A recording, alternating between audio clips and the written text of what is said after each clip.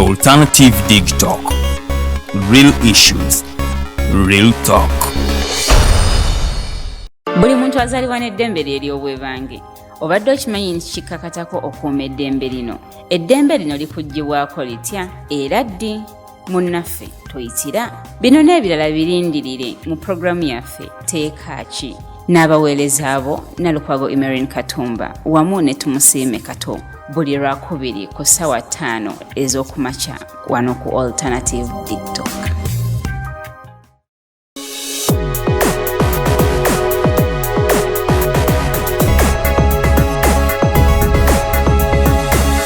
The Alternative Digitalk. Real issues, real talk.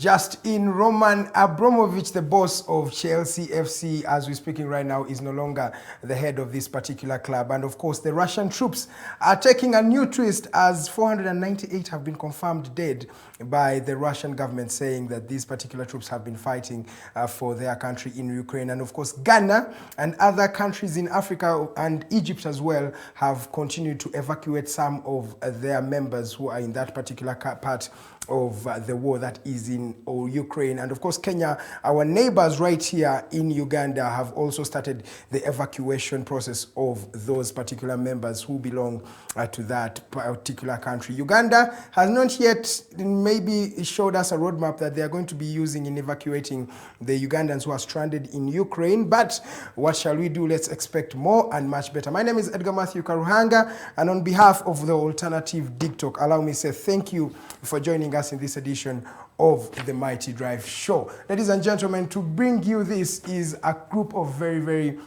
good and excellent intellectuals. That is Mr. JJ Jacob, who is a gentleman on camera, Rogers Turiahabwe, Arnold Mokose Anthony, Kato Tumusime, Teddy Tenjo Nabukera, to mention but a few. Thank you so much for whatever you do for us. It is the 3rd day of March 2022. We are into a new month and we have new resolutions, new plans, and of course, as Alternative Digitalk, we always try to give you the right and credible information in real time.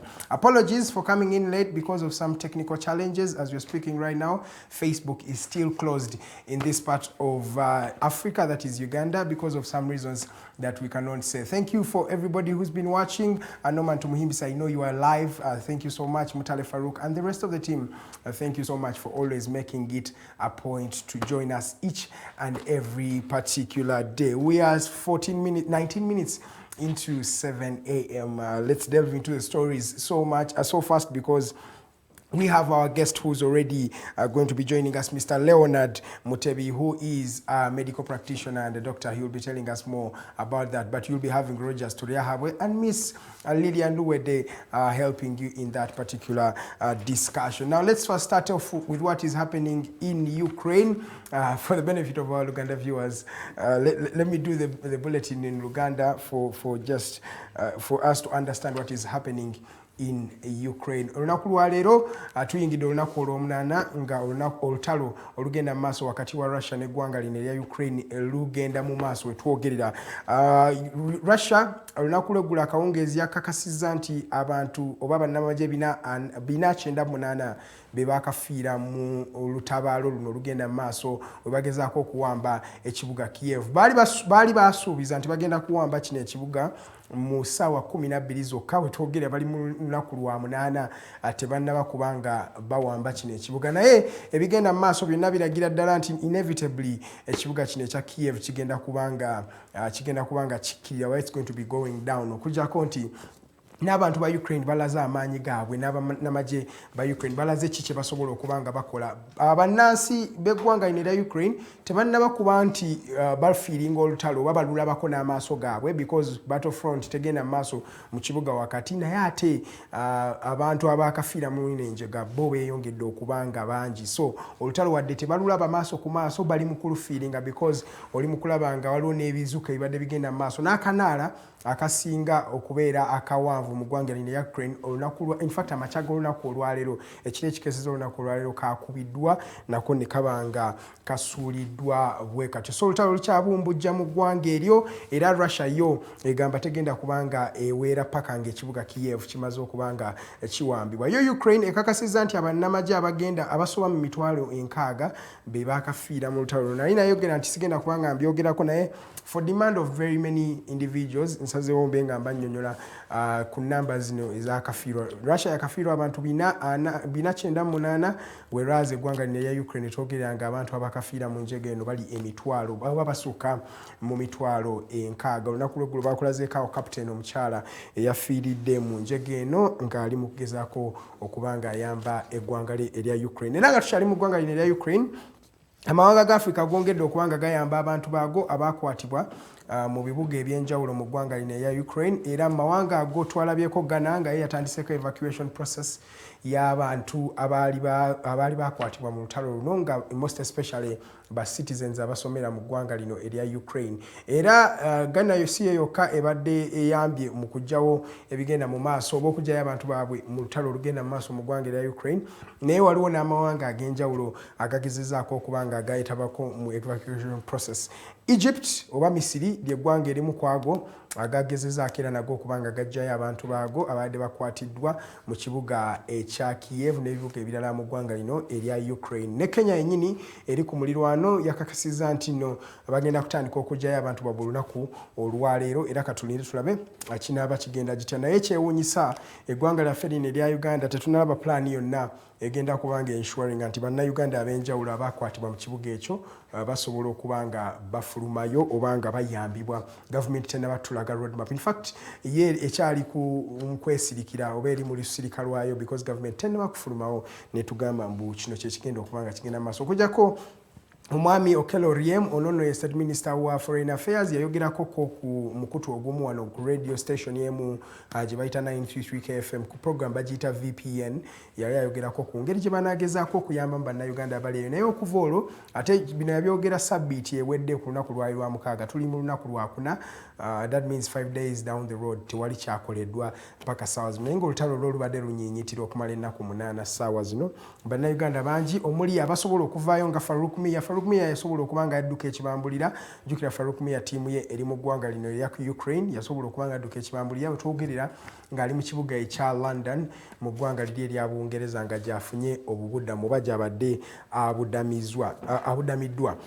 Ndowooza nga tuvaako awo katwogereko ku ggwanga lino erya China. China eyongeddeyo okulaga nti nekyakwatagana n'eggwanga lino erya Ukraine n'eggwanga erya Russia bwesobodde okubanga ebakkiriza okubanga beetaba mu the Winter Paralympics Games. Now Winter Paralympics Games gy'emizannyo egizannyibwa mu budde obw'obutiti oba mu bunnyogovu ng'ate gy'abantu abalinako obulemu ku mubiri nze ntera okubayita differently abled people.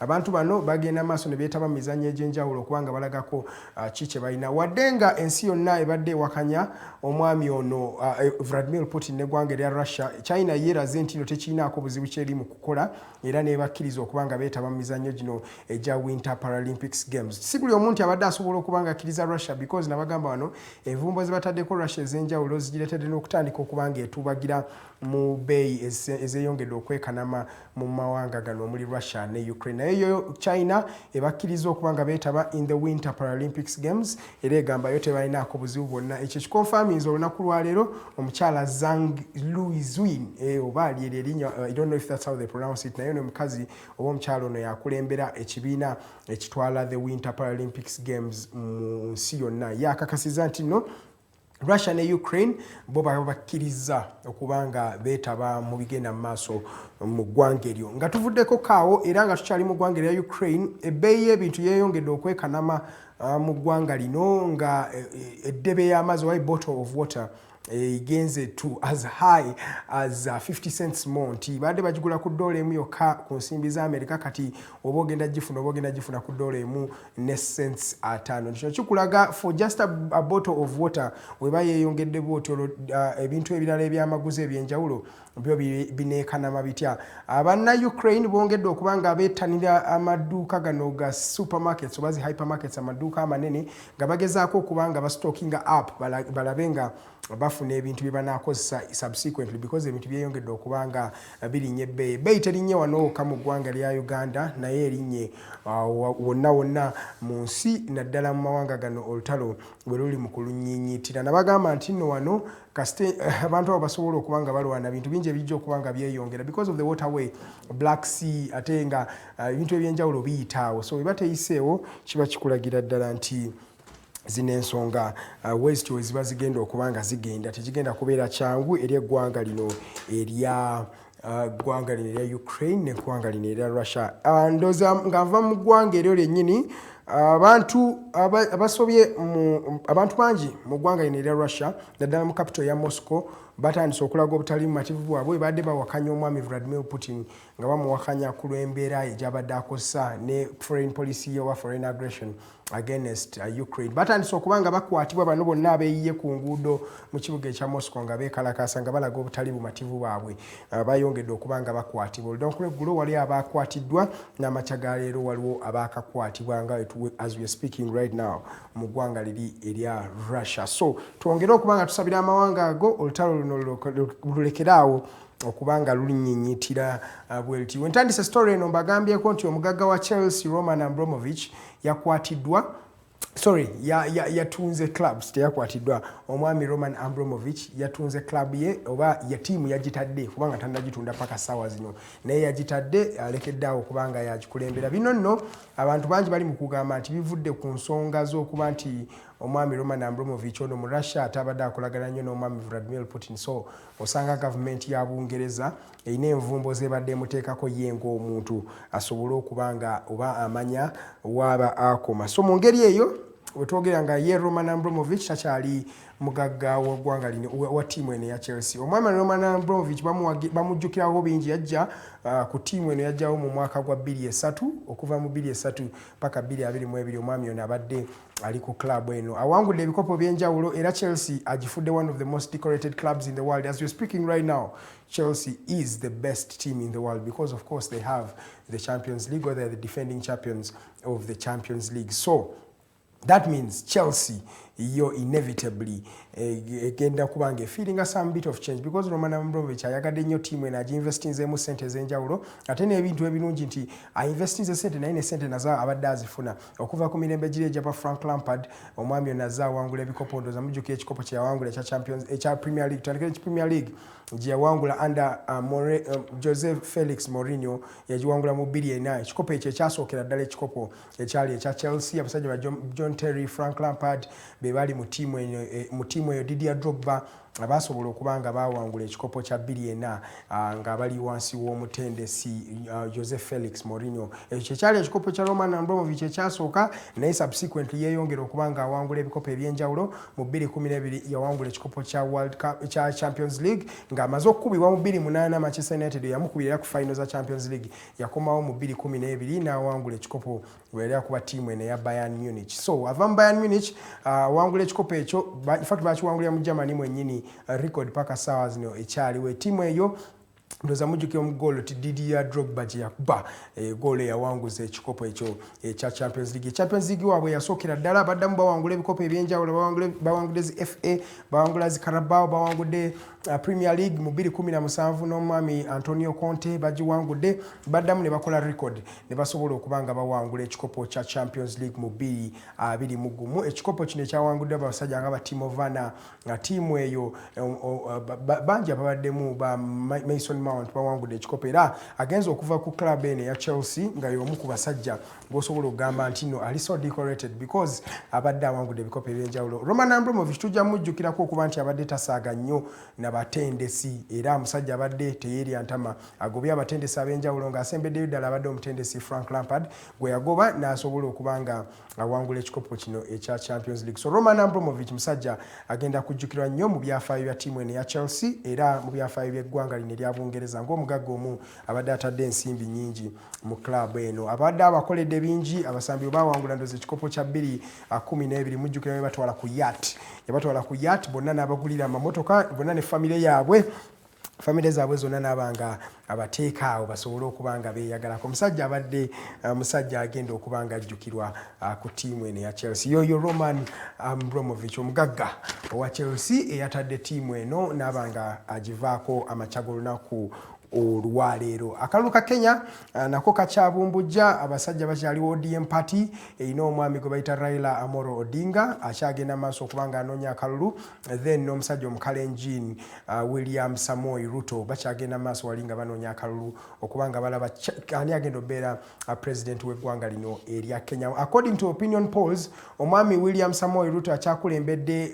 jajja oba gwe bayita baba Raila Odinga. Olunaku lw'eggulo William Ruto yasabye government ya USA esobole okujja eyambe baleme okubanga babba akalulu ka eggwanga lino erya Kenya. Naye nga Kenya yo ly'eggwanga letutasobola kubanga tugamba nti akalulu katera nnyo okubanga kadibagibwa because systems ez'enjawulo weeziri zikola okuva 2007 ndoza mujjukira ebyaliwo mu ggwanga eryo abantu abasoba mu nnusu 100 abantu abasoba mu 100 be basobola okubanga bafiira mu kalulu ako. Okuva olwo Kenya yagamba nti katwezimbe bujja ne batandika ssemateeka omupya mu 2011 okuva olwo bazze nga bagoberera amateeka bazze nga bagezaako okubanga empowering institutions ndoza mujjukira mu kalulu ka 2017 akalulu kano bakaddamu okuva omwami Raila Odinga we wakanya omwami Uhuru Kenyatta kaddibwamu era ne basobola okubanga balonda Uhuru Kenyatta n'abanga akolaga wamu n'omwami Raila Odinga ze okubanga akulembera ekibiina kya ODM party ekigenda mu maaso mu kalulu akagenda mu maaso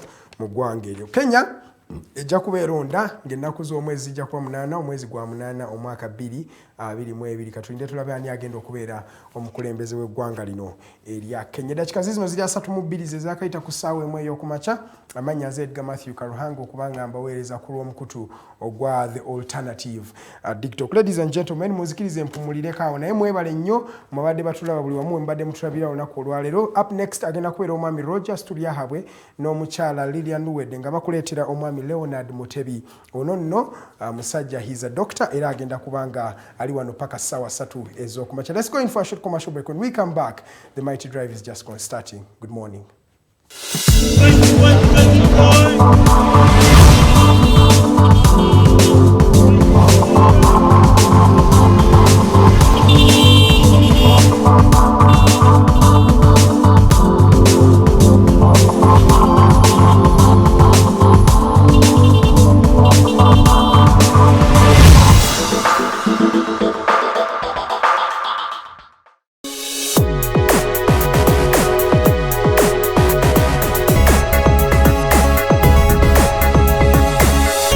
Alternative Digitalk. Real issues, real talk. If you're a Christian and our nation's politics and governance do not concern you, you are doing a disservice to the God you believe in. The Bible in Ephesians chapter 1 verse 23 says, the church you see is not peripheral to the world is peripheral to the church, which means the church is at the center of everything happening within the world, including, if not especially, how God's people are governed. Why then separate church from politics? Church and politics with your host Sylvain Gumisiuza every Sunday, 2 to 3 p.m. live on Alternative Uganda Facebook page. Nze omubejjaluwedde Lilian mbaniriza maka gaffe amajja era nga wano tugenda okuba nga tukolera programu yaffe emanyiddwa nga The Voltage gaba amasannyalaze gennyini era nga twogera ku bintu eby'enjawulo omwo nno mwe muli ebigenda mu maaso mu ggwanga, ensonga z'ebyobufuzi n'obukulembeze bw'eggwanga Uganda, twogera ku nsonga ez'abavubuka, eddembe ly'obuntu awamu n'ebyenkulaakulana. Togisubwa buli lunaku olwokutaano eba ssaawa emu ey'akawungeezi paka ssaawa 3 ez'ekiro. The Diaspora Link buli lwakuna ssaawa 11 paka ssaawa 1 ey'olweggulo ye program gye tukuleetedde wano ku Alternative Digitalk Uganda. Tugenda batutunulira embeera z'Abannayuganda, baganda baffe, bannyinaffe zibawangaaliramu mu mawanga ag'ebunaayira. Bangi banyigirizibwa, bangi bakosebwa, bangi bayisiddwamu amaaso. Naye tugenda batutunulira engeri gye tusobola okulongosaamu embeera zaabwe. Tugenda kuba tulaba abo abakwatibwako abateekeddwa okuba nga balongoosa embeera zino eno. Tosubwa buli lwakuna n'omuweerezaawo Nixon Segawa. Hello everyone, my name is Abdulatif and I welcome you to the Hotline Show here at the Alternative Digitalk as we discuss issues of national importance. Join us every Monday 7 to 9 p.m. and see who will be occupying these seats here with us. Keep it Digitalk, real issues, real talk. Buli muntu azaalibwa n'eddembe lye ery'obwebange. Obadde okimanyi nti kikakatako okuuma eddembe lino. Eddembe lino likuggyibwako litya era ddi? Munnaffe toyitira. Bino n'ebirala birindirire mu programu yaffe Teeka Ki. N'abaweereza abo Nalukwago Emerin Katumba wamu ne Tumusiime Kato buli lwakubiri ku ssaawa 5 ez'okumakya wano ku Alternative Digitalk. How you beautiful Ugandans, it's your girl Tenjo. Welcome to the fancy flow.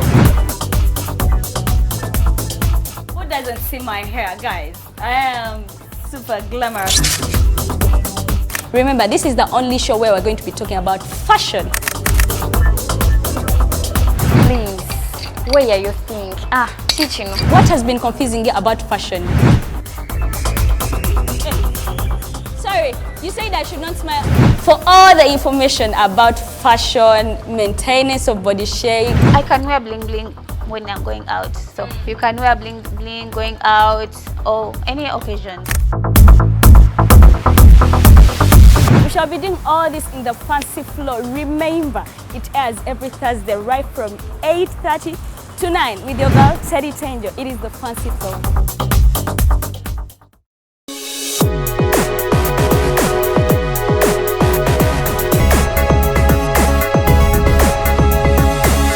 The Alternative Digitalk. Real issues, real talk.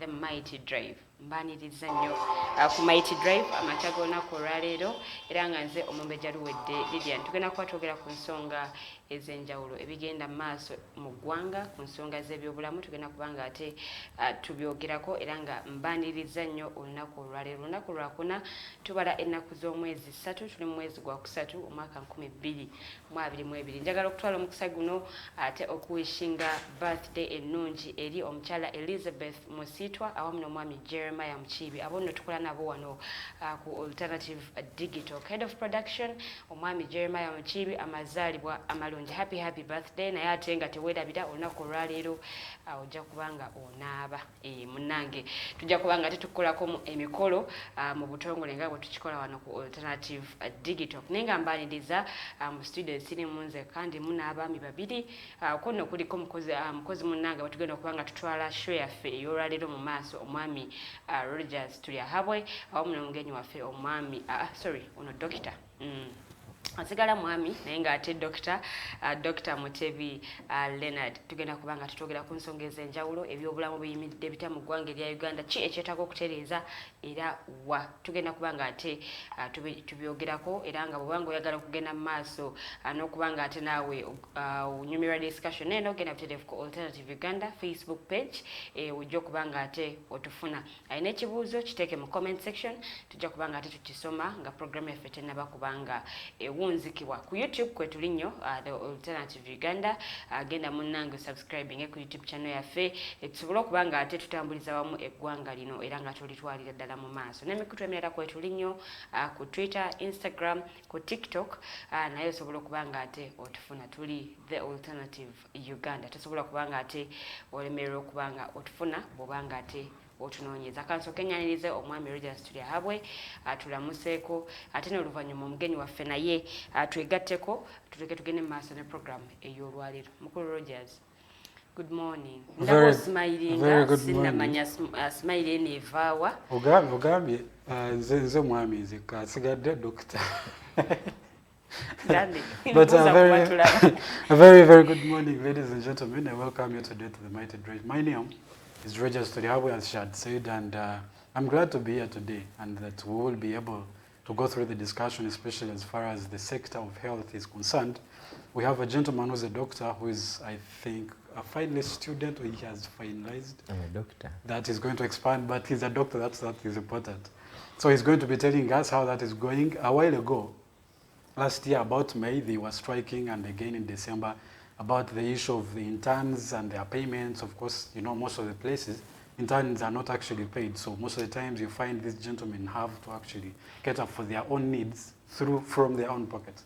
So that means in one way or another, it wasn't fair. So these guys had been on strike, and apparently there was some kind of arrangement. But we want to ask today, what has that gone?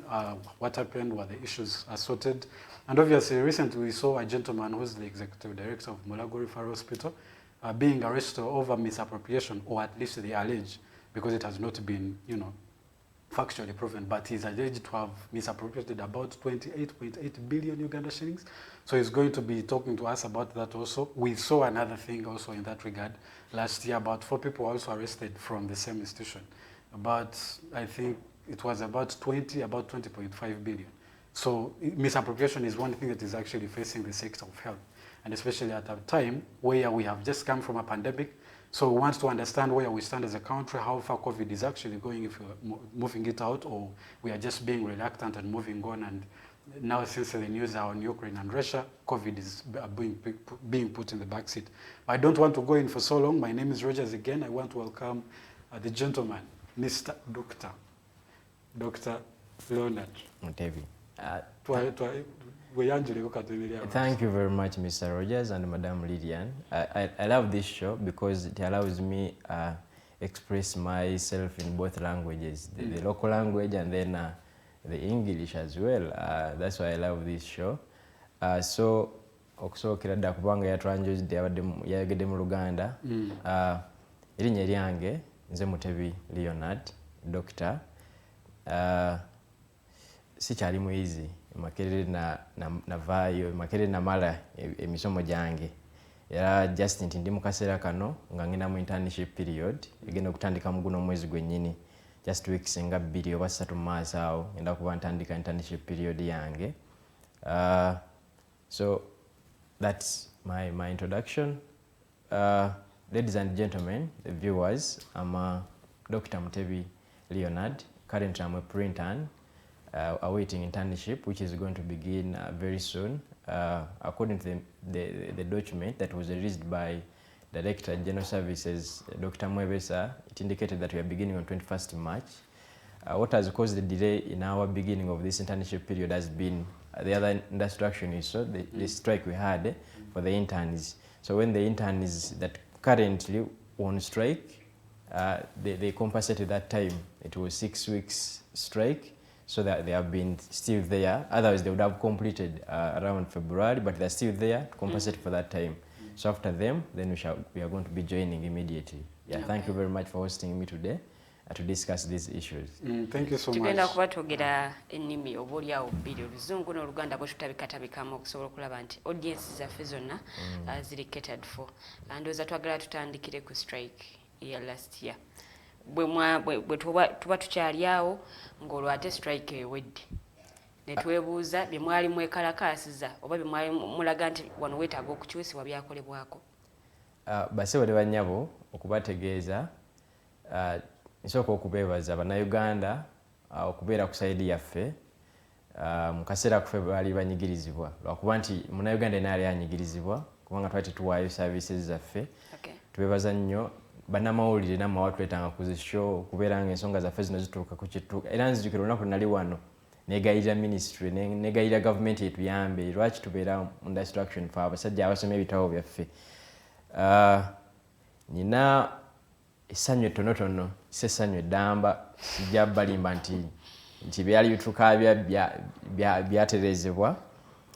Strike twagirimu nga ba interns. Nabannyonnyola intaani yaani ebiseera ebyo era kati sigenda kubagamba naye ba intaani balimu ebika bisatu.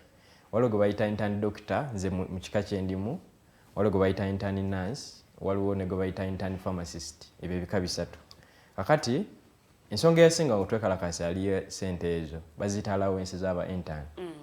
Era strike eyo lwaki yaggwa oba lwaki yastopinga nti parliament yayisa supplementary budget baketalinge ku nsonga z'aba intaani. Era ennaku z'omwezi nga 18 awo, I don't remember the exact date, waliwo meeting awo eyakubirizibwa Minister Chris Balyomunsi era n'avaayo ne document ng'alaga nti intaani doctor yes bamukozeeko agenda kufuna esente ze twali tubanja obukadde 2.5 kyokka n'alaga nti ate ye intaani nurse agenda kufuna akadde 1.5 ekyamunyiga then alaga nti ne intaani pharmacist agenda kufuna obukadde 2.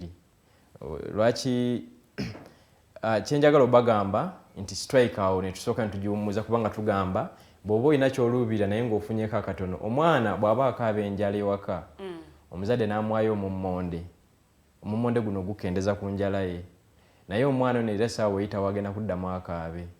Kakati nsookera kuba intaani doctor. Intaani doctor bagamba bamu obukadde 2 kitundiramu kye mulowooza. Sente z'aba interns nga Minister Jane Luther Chengo yakyogeranga nti ba interns si bakozi ba government, they are not public servants. Bagamba they are still under training bwe bagamba era ne bagamba sente zaffe tebazita musaala, they call them allowances. So ekyennaku kye tukyalina ku mutima nti allowances ezo eri system gwe nga Madam Lydia ne Madam Rogers olowooza nti ntaani Madam Lydia and Mr. Rogers golowooza nti ntaani kati essaawa zino afuna obukadde 2.5 ntaani doctor. But so nja kutegeeza nti ezo sente ezo bazisalako omusolo omungi ennyo, in fact 30% nga ziri sente z'abalala. So kitegeeza nti ntaani doctor teafuna naye kyalina kufuna. So ordinarily mbadde manyi zibasalako zibeeranga it is salary that is subjected to exactly. Naye nezina allowance ezaffe nazo bali mu zideductinga, they are deducting 30%. Kitegeeza nti ntaani doctor afuna 1.75 which is still very low. Nti ne budget yaffe twagituukako. Kati ate okuzayo ku munnange ntaani nurse kubanga tugwa mu biti byebimu. Ntaani nurse ono akuba abantu bo baagala nnyo okubazza wansi naye nabo bana abantu bakola omulimu gw'amaanyi balinga era ffe. So intaani nurse naye asoma emyaka 4 na graduatinga, that is a bachelor's in nursing and a midwifery. Abasimwe mu kitemo mbagwa. Naye ojja kwesanga nti ye according to the presidential directive yali kiria nti intaani yenna afuna half of their senior. Kati ba intaani nurse bano obuzibu bayina nti bo ensi balaba senior baabwe babalaba nga ba diploma holders, which is not true. Their seniors are also bachelor's holders. Ate bachelor's holder nurse tafuna bukadde 3, afuna bukadde 4,800. Half of that is about 2.4. Kati ne intaani nurse nolaba nga tebamwa 1.5 yeebuuza lwaki nze bampadde 1.4. Ate nga lwaki bamwadde 1.5 and on top of that 1.5 nene bagiteeka ku 30% deduction taxation. Amaliza kakadde kamu emitwalo 5 which is still very low. Then intaani pharmacist yagamba naye inafuna ze zimu nga doctor bukadde 5 then half of that which is 2.5 bamu obukadde bubiri. So no actually want yes industry action eri asirika kubanga bo nafa abaliyo right now abaliyo bali bakoyinga they want to complete the internship period nebaga let's stop there. Naye tewewunya maaso awo ngolaba tuzeeyo because issues zikyaliwo. Intani nansi acha complaining ati yatuuka ku kyalaina okutuukira intani pharmacist the same thing ati naffe tukiraba naffe fenyini batadde ku taxation First wait, one, the issue was that mwagala sente. So exactly. So your submission is that the issue now is on the deductions. Did you receive the money or not? We have two issues. The intern nurses, they didn't reach their recommended pay. You get the recommended pay for nurses and pharmacists was not achieved. That is one. Then after achieving that, even the taxation of these allowances is still very high. For us, we are requesting the government, an intern doctor or an intern pharmacist or an intern nurse is someone who has just graduated from the university. These are people who their families actually are looking up to them. But if you are giving me per se, you are telling the public that I'm giving the intern is 2.5, but in actual sense, you are giving 1.75. Let me tell you, if I'm going to begin internship, for example, in Apple, and you give me 1.75, I'm just beginning internship. Their equipments I need to have, and they're going to cost me more than even 2M. Just equipments on that. But now I've been given that allowance, and they have just given me 1.75. Actually, I was just going to buying equipment. I've not remained with anything. And remember the issues that took us in that structure wasn't only allowances, all these. But that was the key issue. But there are things that I told you last time about accommodation, all those other things.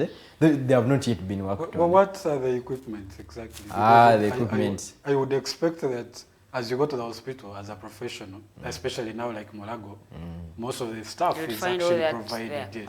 Yes. So how does it come to your salary now? The equipment now there are those of the hospital, but then there are the personal ones. For example, we have a stethoscope.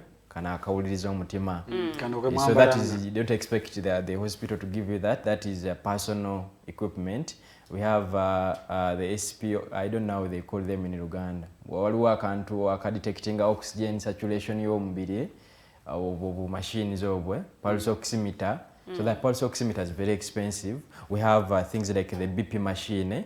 Again, blood pressure. Omusawo nawo otambula kubanga anytime so usanga omuntu olina okuba n'ebyuma ebyo available. So n'ebirala bu thermometer, you get it. So those are the equipment. Those are personal. Don't expect the hospital to have. Hospital, their equipment zirina okuba nazo. Ne waliwo personal ezange. Kati ezo mba ntandika nga junior doctor.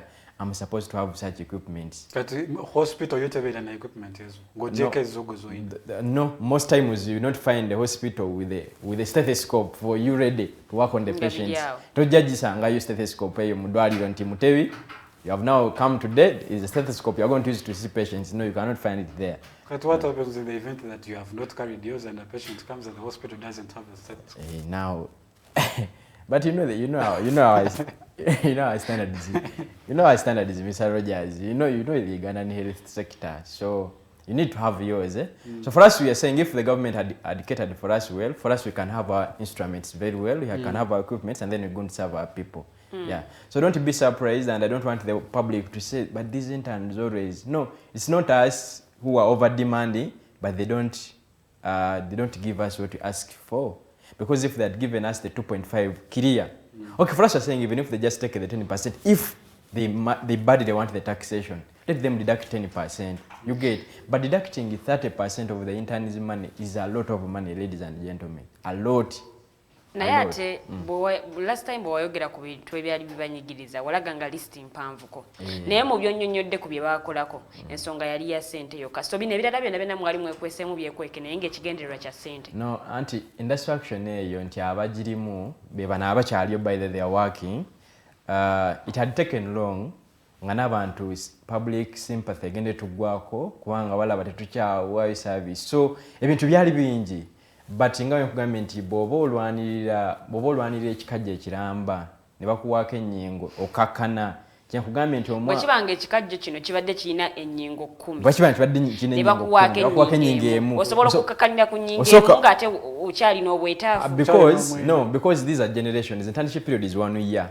So kati gogamba at least you have achieved that, but there are people who are coming after you. Because ekimu ku kyewayogerako last time watulaga nti teweerwanirira nga mwabaliko wabula mulwanirira abajja. So bwe kiba nti mwabaliko musetolingidde ennyingo emu gy'oyogeddeko olwo bano abanajja, that means nabo bagenda kutuuka nga nabo nga basetolingire ekintu kyekimu ate nga tewali kikyuka. No, Fabajja just twegatta kati Fabajja. What we wanted nti bali abaliyo, but they were left with a very short period of time. They were finishing, but so they had gotten that, and so they said, let us go back and finish up. This is where our colleagues are going to begin from. Kati naffe tugenda tutandike. Don't be surprised when tulaba nga tukomyewo mu distraction. We are going to come back. And that means okuba nti okuddamu okwekalakaasa kiba kitegeeza nti mwasotolingira ennyingo eno emu gy'otugambyeko ebirala byonna byonna ebyali bibaluma ebizibu nga 10 mwasotolingirako kimu era kyekyali ekya ssente. Which is now going to affect their work because every time you're going to be coming back. Nga mukomawo every time. It's affecting enough. Yeah, because now that goes back to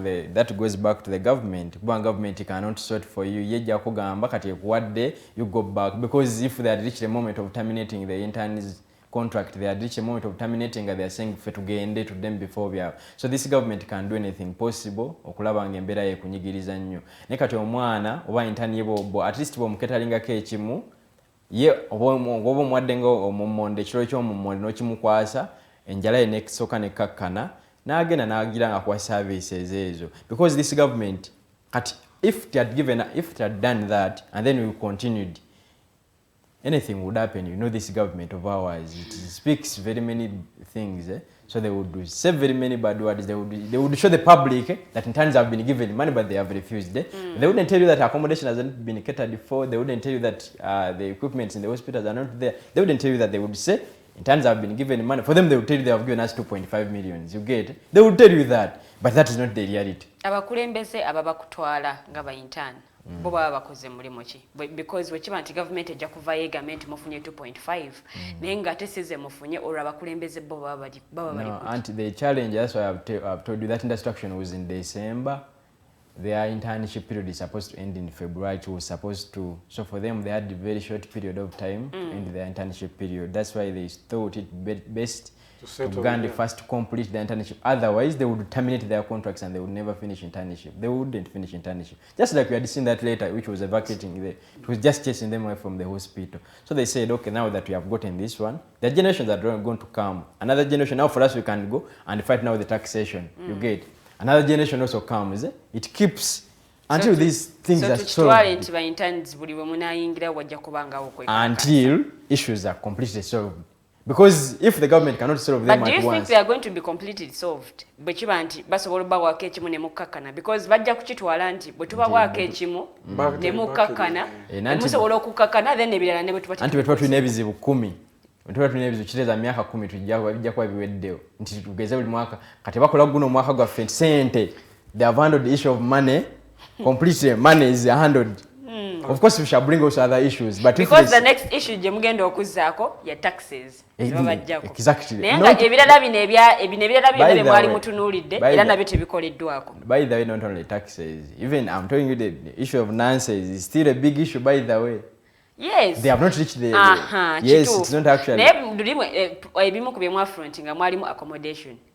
Okiwulidde ebirala bino ebyabano zino ebifo ebitalinaajjuzibwa mu basawo n'ensonga endala ez'enjawulo ze mwafrontinga naye tujja kwesanga nti ekyakolwako kyali kimu kya ssente bino ebirala ne zitawera naye ate ekirala kye mugenda okuzzaako kya misolo gye babajjako. So tukitwale nti buli ba interns abanajja wajjanga kubaawo okwekalakaasa. No, that we should be for the government to handle these issues once and for all. That's why we always tell the government these issues can be handled once and for all. Yes, I know it is hard to construct a structure for accommodating interns. It is hard, but you show them that we are beginning it. You get, but they don't show anything that they are maybe putting up a structure for the hospital. You get to construct. Mr. Leonard, yes, Mr. Roger. We have been in a crisis for over 2 years now. Yeah.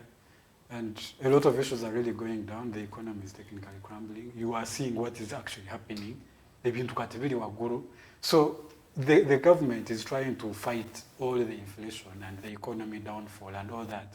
And then the interns, where you're not saying that since we have received maybe the 1.7 and the little that is there right now, we can be settling with that as the government also tries to fulfill the promises that's promising. So yeah, that's actually you have answered my why people settled and they continue. I would be answering, but here is a problem. You're settling and continuing is not that you have settled for that. It's because you are planning on doing the same thing again and again, and that eventually affects us as the people. Kubanga nze wenkera kumacha nsasula omusolo. Yeah, wenkera kumacha nenzija mudwayo. No gano konkolako kubanga wekadaka. Actually, it's because you settled last time. Actually, so no, Mr. Rogers, for us to go in another direction, we don't just wake up and we begin. We first engage the government. You write letters. It depends on the responses they give you. You see, by that time I was a pre-intern, just like now, for me to go in that instruction.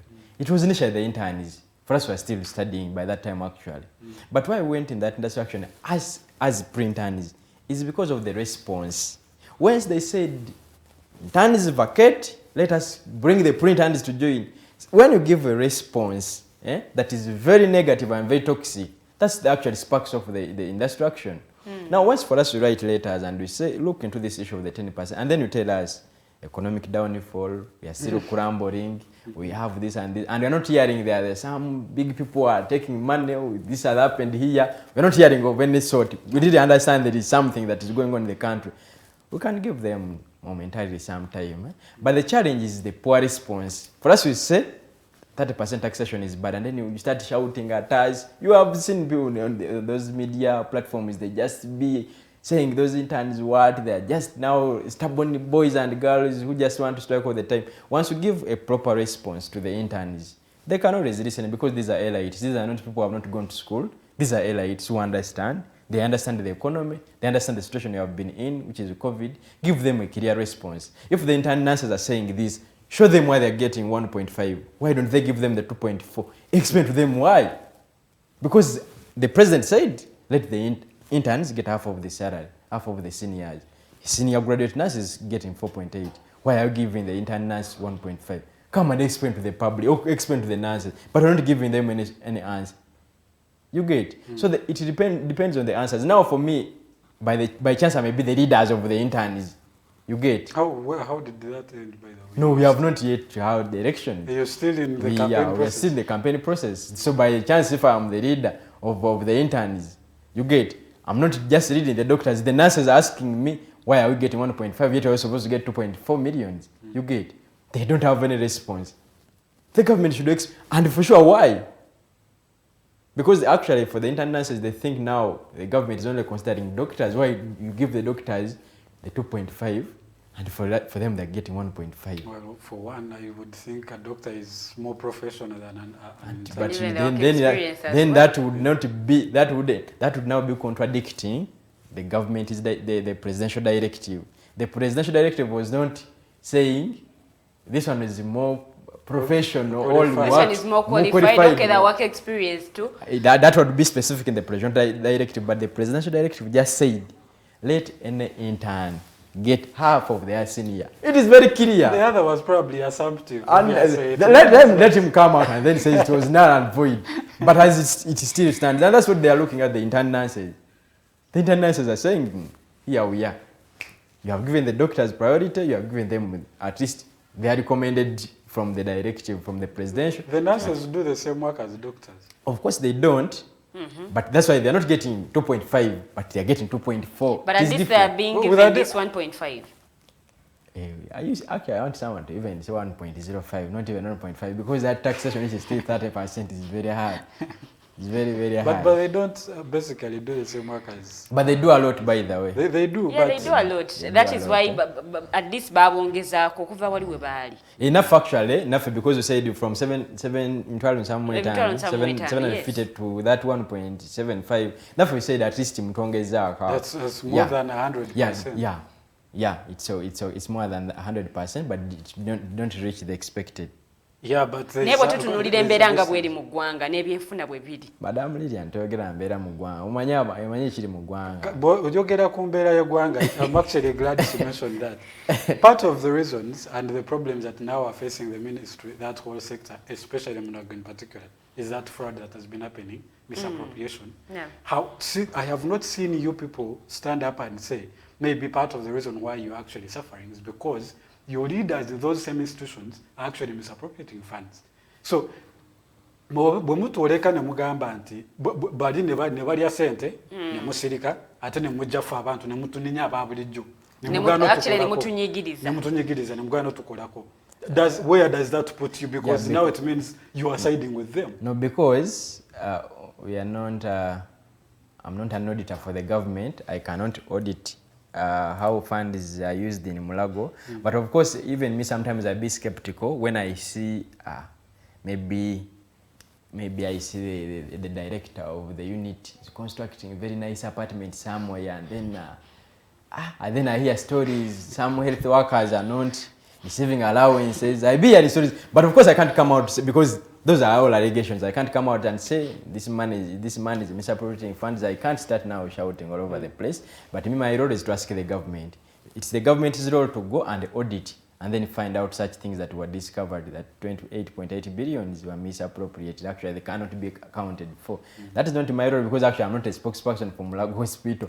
But for me, mine, I go to the hospital and there are no equipment for the hospital. Exactly, because... And still I complain. Because there was misappropriation. Hey, I complain, but now, that is why I go to the I tell the government it's not providing. So it's the government to know. If it is providing, where is the problem?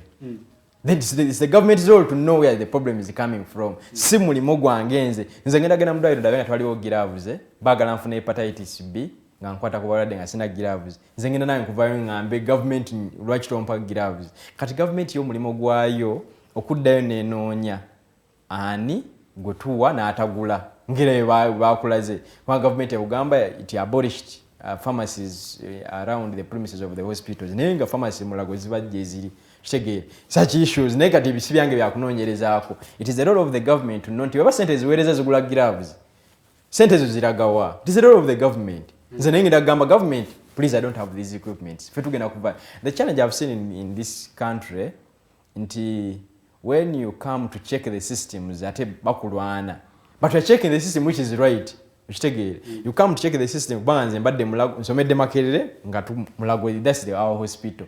And I've seen things happening. It is in a mess. It is really in a mess. And the government officials didn't know. They know that. But when you come to speak about these issues, they say bad things. But that is the reality. Exactly. By this, we are the leaders. For us, we come out and speak. Just inti, boyogere nnyo, then every time go on, you get those are. I think because we are professionals, but I want the world to know, I want the Ugandans to know our health sector is in a mess. It is in a mess. Now that is why. Because now you mentioned the government saying that it also could be because we have a misappropriation. Now that the executive director, you executive director. You people keep quiet. In fact, they condemn the arrest of this gentleman. Yeah.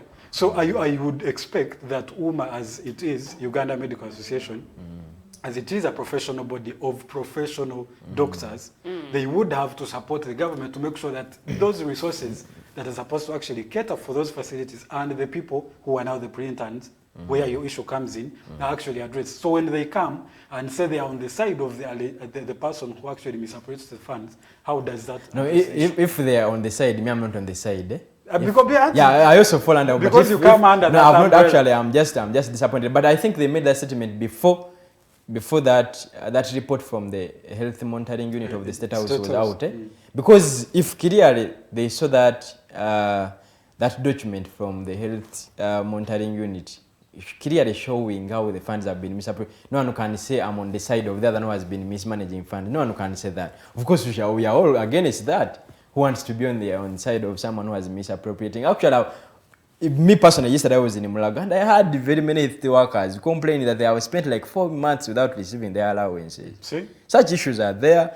But now, I think women made that statement because they hadn't seen this. You know, when they have just grabbed you, if the police comes and they just take you today, we are also going to be on your side. You understand? Because you are our person.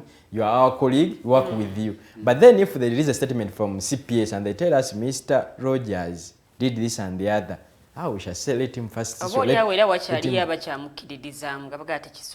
maybe wafunamu chakola, maybe bado wachifunamu chakola. You see in this world we have very many people until walizo kuberawo omuntu naye ng'omuntu oyo bw'afuna ekintu nawe akuteekako wali kokola n'akuteekako then oyinza okubeera ku side ye okitegeera but omuntu yenna analyzing ensonga za mulago n'otegeera ebyo n'ebigenda mu maaso nga tebolaba eri abalwadde bajja nga just ne bu stitches buno obuwuzi obubatunga ebiwundu tebabulina nga balina kusooka kubugula tosobola kubeera ku side ya muntu bw'atyo you cannot be on such a person kati bino biba binakende oba biba binakomadde because wekiba nti omuntu akoze bw'ati ne bw'ati and then ayina abantu abamusupportinga oba abamuyirawo omubiri that means tujja kugenda maaso nga tulaba ebintu bwe bitinga bihappening nanti government eno priority ya government eno si ya health. That's the only problem we have in this country. The day we shall have the government's priority being health, bwana tuna ensonga za health nga priority ebintu bingi bigenda kutereera. Last time they referred referring shagala kwogera manya but they refer people from this country ne basindika ebwero okugenda okufuna obujjanjabi era ne bava kuma TV ne bagamba it is normal to refer someone abroad, which is very normal by the way. Referring someone is okay if it's there. Now the question remains, who always refers? Yeah? Nze bongamba nti it is normal to refer. I want to see US also referring to Uganda. But why Uganda referring two ways? Why Uganda referring to Kenya? Let you also Kenyan is referred to Uganda. But they cannot because our health system cannot tell you level ya watch again. So you don't refer from a substandard to a standardized health unit.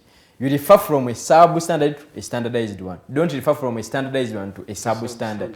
Chiringa okwa malwalira abiri okuwa example.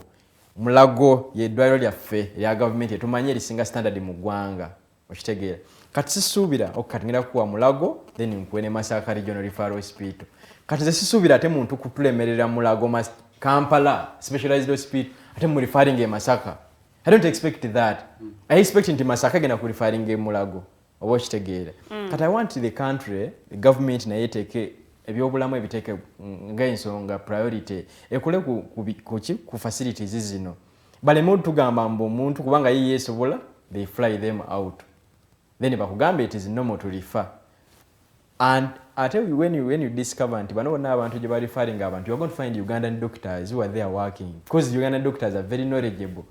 Bantu baba yayanire wabwe naye because nti embeera wano gyakoleramu embeera emunyigiriza naye esanga agenze ebweru naye singa ebyobulamu by'eggwanga biteekebwako ensonga and then they provide all these equipment batereeza bulungi ensonga twasitimye omuntu omujjanjabire Mulago n'aterera bulungi nga teetaze gende naye nyino government official abakimanya ekiri e Mulago abakimanyi some things are lacking, therefore you need to go to Aga Khan, maybe I need to go to Nairobi Hospital, which is far better than in Mulago Hospital. Why don't you make also Mulago Hospital to reach the level of those other hospitals, which is possible? Mwenga, the people who are now the interns, earlier Wabado mentioning anti as an intern doctor, you might become an intern leader. You will become. Let's just be positive. You will become. And at that time, those people were not leading. And over Jakwa was at a certain point. Why don't we have this and that? You are our leader. You mentioned that. Now, you as the people who are under the leadership of these people, checks is a work of the government, not your work. So you cannot go questioning why certain things are not there. When do you hold your leaders accountable? Because those are the people who should make sure that, first of all, you are in good conditions. Second, that your allowances are provided in time. That you are in a full capacity to be able to help if someone comes to hospital, they need your help. So when do you check them when these things are actually going wrong? No, I said we are the ones who check for us actually mainly we check the government. You ask the government. But for us, what we don't do is auditing. We are not the auditors to know who has misappropriated the funds. For us, what we do, we see there are no equipment, there are no drugs in the hospital. We ask ourselves where are these things. You get? We ask government. We ask the government where are these things. Then the government comes in, and then if government says it provided drugs, it is its role to know where these drugs disappeared from. It is the government's role to tell us now the BB or the director misappropriated those funds, then we shall know. You get? But for us, we cannot start questioning the BB. That BB, you have misappropriated funds. We are seeing first pharmacists working in the government. Eco Farm was also there. We cannot start questioning him that. We cannot. For me as a professional, I will just go at the health center or at the referral hospital and then be there, and I don't have what to use. Kati nga ndaba sina ngeri nsobola kujjanjaba mulwadde. Naye ate Dr. Mutebi bwe tutunuulira amalwaliro agamu ensonga y'obulagajjavu esusse naye ng'ate abasawo bano obaoliawo basasulwa nga n'ebikozesebwa amalwaliro agamu sigambye nti gonna nga gyebiri naye ate omuntu najja ofuna obujjanjabi for example abakyala b'embuto ne bamulagajjalira n'afa yesterday ndoza nadde ndaba amawulire mu ddwaliro eruweero waliwo omukyala yafiiridde mu ssanya lwa nsonga za bulagajjavu na nsonga za kusaba ssente nti watu olina ssente zino sigenda kukolako. Kyanaku nnyo kitalo nnyo eky'omukyalo oyo naye siwagira bulagajjavu era professionalism oba professionally tekikkirizibwa kuleka muntu paka ku level ey'okufa. Tosobola kumuleka nga tomukozeeko paka ku level ey'okufa naye olw'okubeera nti waliwo ekintu nga tosobola kikolako nga ggwe nti for example omukyala ze ngoba yeetaaga okukola cesarean section okumulongosaamu omwana nga kyetaaga nga nange ndi mu ddwaliro naye ng'eddwaliro yennyina eddwaliro eyo terina byenkozesa mu theatre kukola ku mukyalo ono wabula ng'eddwaliro eyo omukyalo ono okumukolako yalina okuleeta ebyo ebintu nze nyangu mukoleko singa eddwaliro libadde libiina bino ebintu ngenda kubeera na mu theatre magaye muleete omukyalo oyo mukoleko oba okitegeera naye bwe mbeera mu theatre nga tebiriiyo sirina busikapo sirina obwo obuso kale kembuyite buso mu Luganda sirina buzigenda mutunga kati omukyalo oyo nange ngenda kubeerawo nga ndi stark omukyala azze wa lubuto nyina omukolako mu theatre oba olubuto lwe lwesibye tasobola kuzaala bulungi lwesibye naye nina mukolako mu theatre kyokka nno omukyala mwavu tasobola atunuulidde nze musawo naye nange sirina bengenda mukolako kati njagala nkubuuze kati awo tugenda kukola tutya. Naye tolowooza nti abasawo abamu bakulembeza nnyo ekya ssente okusinga professionalism. Ekyo that is bad and I condemn it if it is there. I condemn. Era kyo bana lingamba government intaani emuwe ssente zimala. Bonna abanga kizeemu I'm going to be the leader. Naye n'abasawo bano bwe baba nga bafuna ssente ze bafunanga abasawo lwaki ate baba bagenda mu maaso n'okuba nti basaba omulwadde ssente okuba nti bamukolako. Ensonga nga vudde kuzaffe aba intaani n'abasawo balina ensonga ya ssente.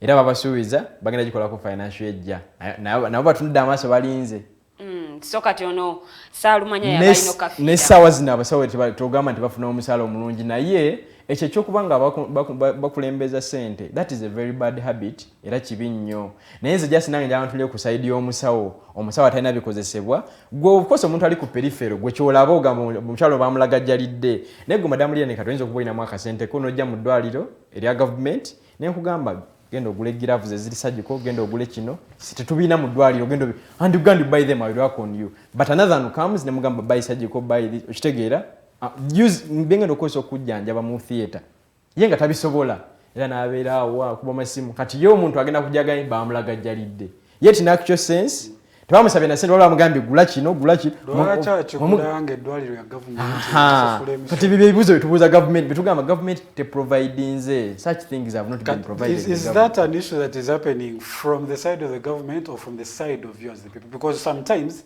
asking the money is not a problem. I have not had a government say that when you go to the hospital you must batekawo n'obupande tewaba omusawo akusaba ssente naye ate n'ogenda omusawo okukolako oba weetaaga scan nakugamba essaawa zange zaweddeko dda bw'otampaayo kyamisana sigenda kukolako. So those issues have been happening, but let's go for a little short commercial break. Okay. We are going to begin from there because I have personally never heard of the government saying that as you go to Mulago you should go with your own medicine. Yes. Why should I be going to Mulago thereafter? So let's go in for a short commercial break. In the second hour, we shall be able to address those same issues. And then you'll be able to call in live or send your messages on our social media platforms. We'll be able to read them and the gentleman will be able to answer us.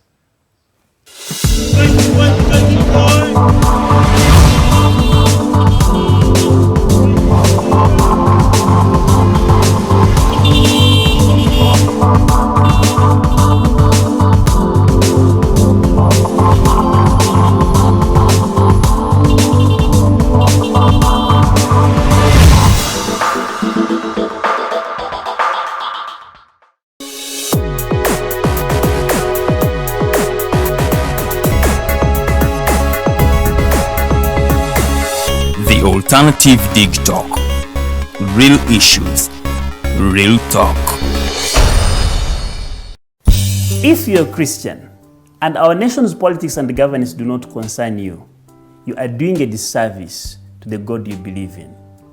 The Bible in Ephesians chapter 1 verse 23 says, the church you see is not peripheral to the world is peripheral to the church, which means the church is at the center of everything happening within the world, including, if not especially, how God's people are governed. Why then separate church from politics? Church and politics with your host Sylvain Gumisiriza every Sunday, 2 to 3 p.m. live on Alternative Uganda Facebook page. Nze omubejja luwedde Lilian mbaniriza maka gaffe amajja era nga wano tugenda okuba nga tukolera programu yaffe emanyiddwa nga The Voltage gaba amasannyalaze gennyini era nga twogera ku bintu eby'enjawulo omwo nno mwe muli ebigenda mu maaso mu ggwanga, ensonga z'ebyobufuzi n'obukulembeze bw'eggwanga Uganda, twogera ku nsonga ez'abavubuka, eddembe ly'obuntu awamu n'ebyenkulaakulana. Togisubwa buli lunaku olwokutaano eba ssaawa emu ey'akawungeezi paka ssaawa 3 ez'ekiro. The Diaspora Link buli lwakuna ssaawa 11 paka ssaawa 1 ey'olweggulo ye program gye tukuleetedde wano ku Alternative Digitalk Uganda. Tugenda batutunulira embeera z'Abannayuganda, baganda baffe, bannyinaffe zibawangaaliramu mu mawanga ag'ebunaayira. Bangi banyigirizibwa, bangi bakosebwa, bangi bayisiddwamu amaaso. Naye tugenda batutunulira engeri gye tusobola okulongosaamu embeera zaabwe. Tugenda kuba tulaba abo abakwatibwako abateekeddwa okuba nga balongoosa embeera zino eno. Tosubwa buli lwakuna n'omuweerezaawo Nixon Segawa. Hello everyone, my name is Abdulatif and I welcome you to the Hotline Show here at the Alternative Digitalk as we discuss issues of national importance. Join us every Monday 7 to 9 p.m. and see who will be occupying these seats here with us. Keep it Digitalk, real issues, real talk. Buli muntu azaalibwa n'eddembe lye ery'obwebange. Obadde okimanyi nti kikakatako okuuma eddembe lino. Eddembe lino likuggyibwako litya era ddi? Munnaffe toyitira. Bino n'ebirala birindirire mu programu yaffe Teeka Ki. N'abaweereza abo Nalukwago Emerin Katumba wamu ne Tumusiime Kato. Buli Lwakubiri ku ssaawa 5 ez'okumakya wano ku Alternative Digitalk.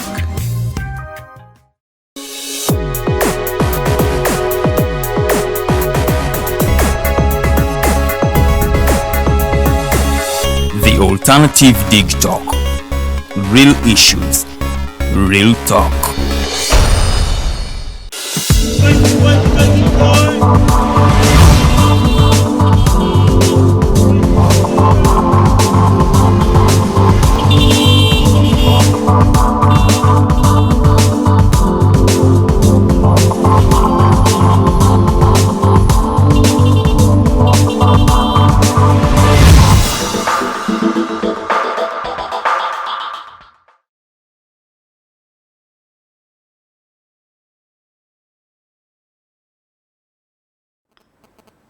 Thank you for still being with us. You're welcome to the second half of the Mighty Drive. This is the part where you call in. You know, if you have questions, you have queries, you know, you have probably been to the hospital and some issues have not gone as you expected. We have the doctor and you should be able to answer your questions. So you're going to be calling in. Our MTN line is 0789 017 145. Airtel is 0759 132310. So those numbers you can call in, you can ask your questions, or you can make a comment. Or at least, you can direct us, you know, sometimes we are not, you know, the custodians of knowledge, so we also have something you might be not knowing, so you can comment. So you will be calling in, or you can put your message on our WhatsApp, Facebook platform, the Alternative Uganda, ask your question or put your comment. We are going to be addressing it. Now, Doctor, as we were breaking, you go to the hospital, and when you get there, you have a medication that you probably expect. And since this is a government institution, especially like Mulago, you expect that, you know, it's a government hospital, I pay the, you know, taxes, so I expect that all the medicine I need is actually there. So when you get there, a gentleman is going to tell you, look, you're going to, you write down, you need this and this and this and this and this, 5 like types of medicines, and they say you can go out now and look for it and come back. Yeah.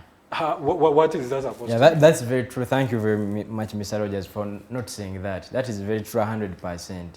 And that's why we blame the government that has not actually fulfilled its duties to ensure that drugs are within the hospital. Actually, the word government, when it comes to the hospitals, I think it's a misnomer. It's unreal. But what the reality is that for as far as Uganda is concerned, trust me, once you go to the government hospitals without any money, I'm sure you cannot get 100% of the services. Yes, I know the public there perceives that once I go here, I'm going to get all the services without paying anything. But the government hospitals we have in Uganda, because the government has not put in place the drugs, the equipment, and all those other things. Once you go there and for you think you're going to have it all free of charge, I haven't seen it anywhere or any of the government hospitals that I've been to. Nowhere. Because even if they had provided some, even if they had provided, they provide a few. They put a few drugs and then the other drugs are not there. And which are very, very important. Okay. Which are very, very important. Which are very, very important. And I'm not going to, I can't blame anyone because initially the government actually had abolished all those pharmacies from operating within the government facilities. But you go to Mulaga and find them there operating. But the pharmacies of the hospital, like, hospital is supposed to have its own pharmacy. Yes. Those ones may not have the drugs. No, the funny thing is, now that's why I was asking, what do you do as the people who work in this? We address them to the government. Sometimes they provide like a quote of what you have asked for. And sometimes you go there when they have just provided, by the way. But sometimes you go there when the government may provide today and then thinks those things are going to work forever. You get, okay, there is always, they keep bringing the drugs, but sometimes maybe they miscalculate the populations, maybe they miscalculate the quantity.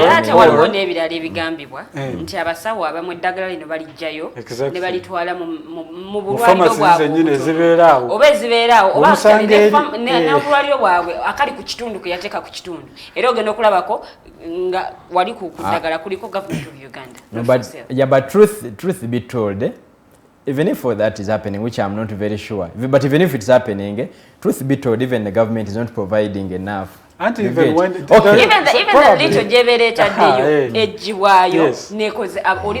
so let the government also do that and investigate, and such people be brought to books.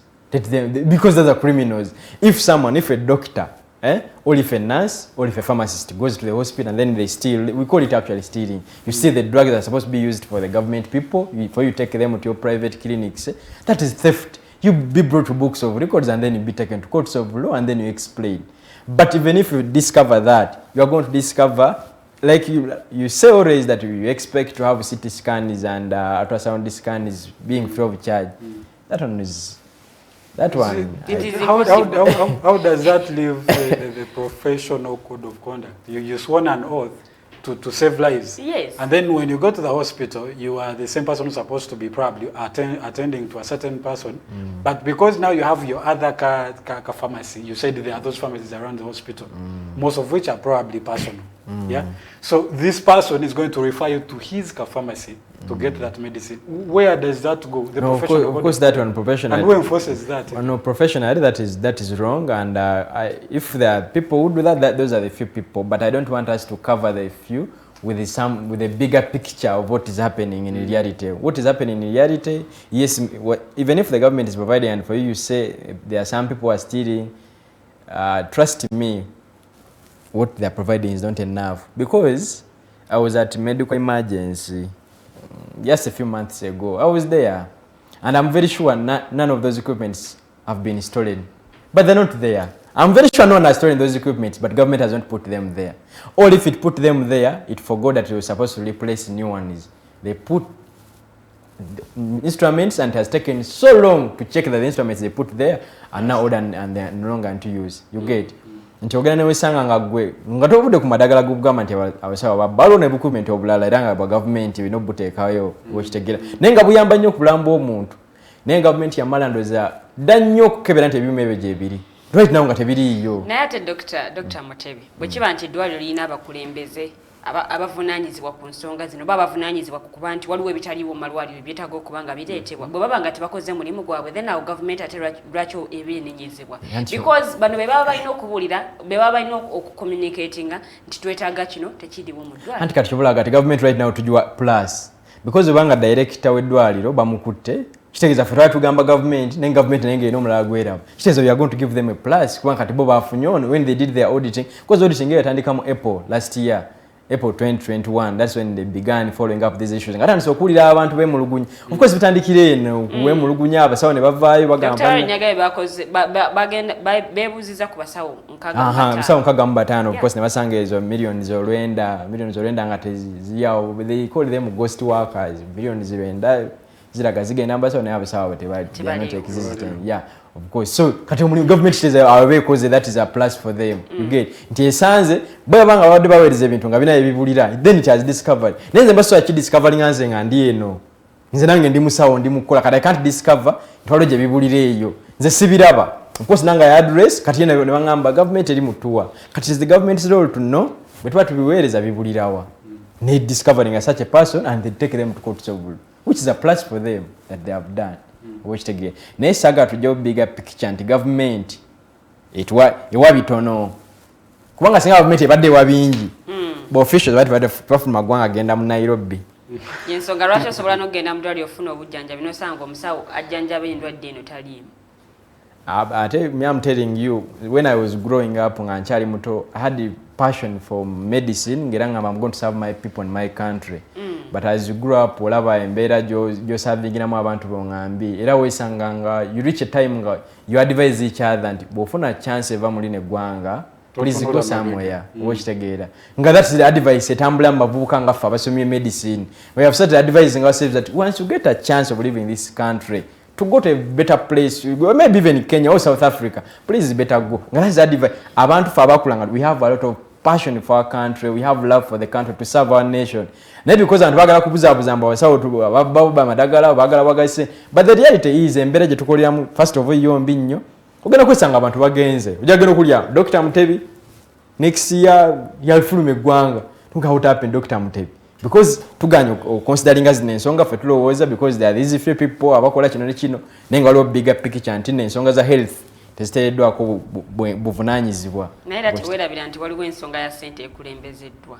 wadde bino byonna byonna weebiri obyogeddeko naye era n'ensonga ya ssente ekulembezeddwa nnyo n'okusinga kiri kyemwatandika nakyo ekyokuba nti mugenda lwanirira eggwanga anti olaba omuntu ekitambuza omubiri gw'omuntu it's not one factor for you to survive in life you cannot have one factor then you say I'm living you live as a whole if there are other contributing factors the precipitating of your life which money comes into as a factor you cannot just neglect it okitegeera tosobola kubeera ng'osula mu kasisira ng'owafu services ennungi it is not proper oba okitegeera tekiriyo mu bazungu nti omusawo abeera mu mbeera mbi then our services ennungi yes much as we have that oath we have vowed we have the professional code of conduct etc but trust me as long as you are embeera mbi you cannot give your service you can't give 100 of your service tosobola kwewaayo kubanga lwaki obwero ojja kwewaayo ate then omalize ng'ofunye ebizibu bya bwereere by the way we want to serve you see when I finished medicine I was ready I passed highly I want to serve my people I have a lot of passion by the way naye kati obuzibu kunteeka mu mbeera eyo embi yes I'm serving but the conditions are not favorable what do you want me to do kawogo kalina kubanga kawulira for you to also the forest is burning I'm in the forest the forest is burning but want me to stay in the forest but omwami Mutale Faruka agambye who eats this money and we pin that down who eats this money and we pin that down person instead no nanti kati according to yes bina abalabye amawulire bagalabye bagamba bibbi bamukutte era ensonga billion za 28 for now zetumanyi because they are still investigating because me I can't start pinning who is eating this money ja kutandika kubagamba but they know you can't Mr. Who you must be aware I know kubanga amanyi abantu waliwo abali eyo but that has been happening it's not only in that hospital and not just obviously not in that sector alone exactly waliwo abali eyo nga bagira sente bo bazifuna badde njagala twogereko ku nsonga ya organs trafficking that has happened I believe as you have seen in the news here and there there has been that whole consistent issue of omuntu ebitundu by'abantu bitundibwa. Some of them happen, by the way, in hospitals. Others, of course, there has been the consistent issue of the brain drain. They go abroad and then they take their organs. But some of these things have actually happened in hospitals around here. What is the sector, as the health sector, doing in that regard? To be sincere, because I'm also still following up, I've seen this because I'm someone of the media. I keep following up. But to be sincere, some of the stories I've seen, these are not true stories. The stories I've seen are to do with post-mortem, and people think they're taking the organs. And sometimes they actually take their organs. No, because people don't know. People don't know. Because for them, once they take someone's body for post-mortem, someone has died, and they're seeing they're removing the brain. They see they have removed the liver, they have removed the heart from someone's body.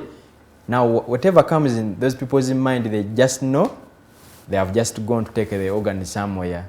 But it is autopsy. Autopsy in medicine is, of course, they want to find out the cause of death. And to find the cause of death, they're supposed to get all the organs, many these major ones, but even the intestines, they get them out of the body. So even someone who has died of an accident. Yes, exactly. You have to remove a heart to do a post-mortem on an accident. Exactly. When you see a man says, no, someone has died of an accident, it's how you know the cause of. No, please. You may die of an accident, but the cause of death is not to do with the brain, but is the heart. But you may have an accident, and the cause of your death is not the heart, but the brain. So okufuna accident nenge chikusse mutima. Obumula so okufuna accident nge chimuse bakaita bata kidney. How is the kidney? Okay, in Uganda. So okufuna accident nge chikusse spleen. So okufuna accident nge chikusse bwongo. So kati omusawo okumanya ekyo kuba ye musawo alina okumanya what exactly caused this death. Siku assuming anti accident, what is the cause of death?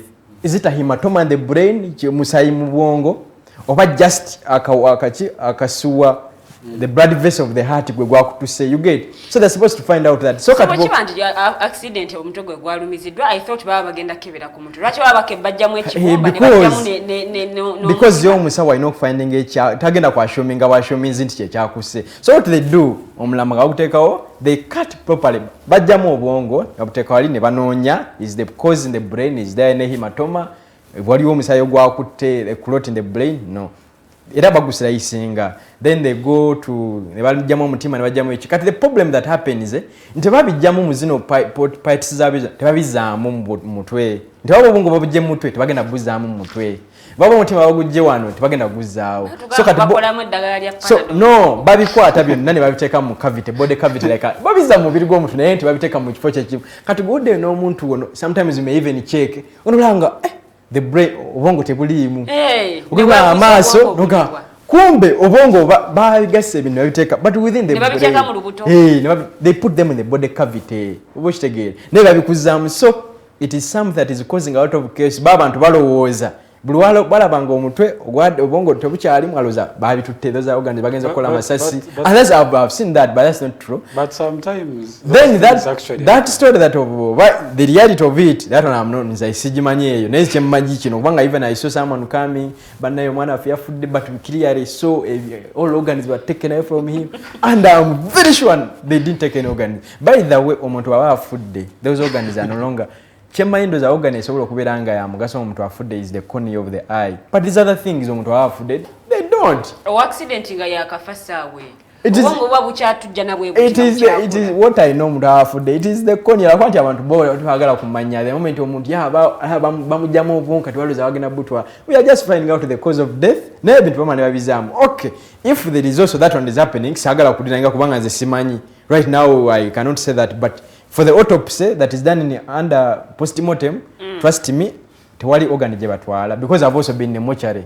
Nga nkyasoma tugenda mu forensic medicine, you go there and see what is exactly happening. So that is what is happening. Bakujja mu organs zonna but bazizzamu lako tebazizzamu kifo kye bajjemu kubanga bakati babijje buli wamu nate bwira wafudde dda. So they get them together ne babizza mu birigo, just get a body cavity ne babizzamu. Kati go Mr. Rogers wo Madam Lilian muntu nga muddere wakamugane obongo buno mwebuli. When you make a mistake, you can't kebera. Ha! But they didn't actually do that. They didn't. They just put them under somebody cavity. But is the sector considering that the possibility that sometimes those things actually take So they would find out. They find out and then we shall get reports if those ones are happening. Of course, I know the investigation is taking place. And if they are really happening, we shall get to know. But trust me, those stories you hear are for autopsy, they are for post-mortem. Those stories for now you have heard. Those ones I've seen on Twitter trending, I've seen them because I'm there. Those ones, it is a post-mortem of someone who has died. People will be complaining because once you get a chance and they peep, and say I've removed the brain. Now you're saying they removed the, and you have peeped. Even if I've not peeped and then they give you your body again, but you're seeing there is some fold where it's supposed to be a proper eye, you're seeing a fold, you know, something has disappeared. You see the brain has not been sutured properly, then you say the brain has been taken. You see someone, but they get all these things and they put them back into the body, but they don't put them into the specific cavities where they got them from. They don't, but they put them on. So for the realities of that thing is happening in reality, that's what we shall find out. We shall. No, yeah, what that was if it is a car accident, then someone is dead of injuries. Why remove intestine? Yes. Yeah, because someone can get. I actually wanted to understand is the reason for the removal of all those organs. Is it for the medical use or for just finding out what killed the patient? It is finding out what killed the patient. I'm going to give you an example because I've ever done post-mortem on a patient. For me, I didn't remove all the organs, but I'm telling you what happened because I'm not a forensic medicine expert. There's pathologists, the ones who have done masters. But this is what happened. They brought a Muzei, 80 years old Muzei who had died. And this Muzei had died after he had been slapped, a very strong slap by a youth. So the whole village was saying, this Muzei has been killed by this youth. You get? So they brought the doctor sort of that narrative. It is a doctor to say either this Muzei has died because of the slap by this gentleman or the Muzei had these issues. Muzei was 80 years old. They brought that Muzei had died, the corpse, the body of the Muzei. Now it was me to identify that. For them, what they were waiting, the public was waiting for me to conclude it was the slap. It was the slap that killed the Muzei. Now, reaching out on Muzei, Muzei had intracranial sepsis. Yaina obulwadde mu bwongo olwedde nga abuyina nga in fact n'amasira gatandikanga okuyita mu matu gayita mu matu. Muzei had his chronic illnesses ng'obwongo bwonna bwalwala, it is intracranial sepsis, ng'obwongo bwonna bwalwala. Muzei ono yali nga Muzei obwongo there's no way this slap omuntu gyamukubye isobola okumutta. No way at all. So in the end, it was not the medical staff that killed Muzei. Muzei had what killed Muzei was intracranial sepsis. Because accident, those are injuries. But I also thought that part of the reason why you do those is because you know that maybe accident will be bad, this can be affected. So in future, it helps your medical practice. Exactly, but so I thought it's for majorly the practice of and the professionalism. No, you have a statement that diseases don't read books. It's not that when you see someone has an accident and has a laceration on the stomach, it means the brain is intact. No. Someone may have lacerations actually on the brain, but when the brain was intact, but it is the heart that was affected. It was the heart. Or someone may die, but when someone has had an accident, but what killed them was the intestines which were obstructed. They were just in a transit and they had their issue which was very severe. The intestines were obstructed. Now they got a minor accident. Even nothing happened to their brain, nothing happened even to their heart. But they just had intestinal obstruction which killed them. It was the intestines were strangulated nga tebikyafuna na musaayi. Se ebyenda byanviddeko okufa nga sina mutima si bwongo nenga mulaba accident mugamba accident nenga yabadde na intestinal obstruction. Naye obulagajjavu bw'abasawo abantu abamu babaleeta ng'afunye akabenje ne basooka bamulekaawo bagenda okujjukira omukolako ng'omusaayi guweddemu. Kati ekyo era kyekiddayo ku equipment sinza omuntu agenda kujja njagala kubiyana nyambiraawo n'onyagira buzisiziraba teziriimu. Omusajja n'omuleka naawe. Omusajja because bosanga nga bagenze ku lunch ndaga abakyali ku lunch babayinde. Nanti kati ebibi ate ebibi so those who do that is bad. Nze ebibi migamba nti I condemn those bad. I condemn abajjako sente abasaba sente I condemn them, I condemn the laxities or so nabanga tebali, I condemn them by that, I don't support them, but I'm also saying nange mbera kusaidia abasawo banyi manye ekibeerayo. Ne Dr. Mutebi wali ogenza ko mudwali ofuna obujjanjabi ne bakugamba abasawo batandika okukola ssaawa 3 bweziwera ssaawa 3 n'obalaba nga beetala baddeeno onaga nasooka nanyumyamu ne munne ne basooka ne banywa chai ne bayingira munda ne basooka ne batula so bagenda otandika okukola nga ziri ssaawa ekyo tekiri mulago at all times there is omusawo at all times. Who enforces your professional code of conduct? For us under the interns, it is the permanent secretary of Ministry of Health. Kubanga yatuwa contract okukola kati fe yatuvunanyizibwako yalinga omukulu waffe. Kati mu hospitals temubeera abantu like those that are supposed to hold. Of course, the hospitals have the in charges. In charge aba ina responsibility okulaba how the system is working. Buli unit ebeerako ne in charge is the overall okulaba how things smoothly run in the hospital. Era ya counteracting ebyo ebintu. Nala abantu abasawo bebulankanya in charge yennyini atandikirwako yalina okulaba ebyo. Yes. Nakyalina agamba omuntu ne bamusanga mu buliri nga afudde ate ne bamusokolamu obwongo ebyenda at least singa bajjamu omutima omuntu agamba nti oba mutima gwekyanze. No, you can't. We have a statement in medicine which you say diseases don't read books. Diseases don't read books. Don't assume nti omuntu yaste adde yebase so kati nogamba gwekyamuse mutima. How do you say that? Goli katonda. You cannot know nti ekyamuse mutima kubanga ekisoodde okumutta zana kubanga it is a lung. Lung is someone had a pulmonary edema. Lung is amazi mu mawugwe okitegera noloza nti mutima. It's not all the time is it omutima gweguleta omuntu okufanga abadde yebase. No. Kyovola baira wanagambe if it is a car accident then someone is dead of injuries. Why you remove intestines? And which injury? Because I can have a splenic injury, akatago is spleen. I can have a splenic injury, I can have brain injury. Those are all injuries. I want to know which injury causes the death.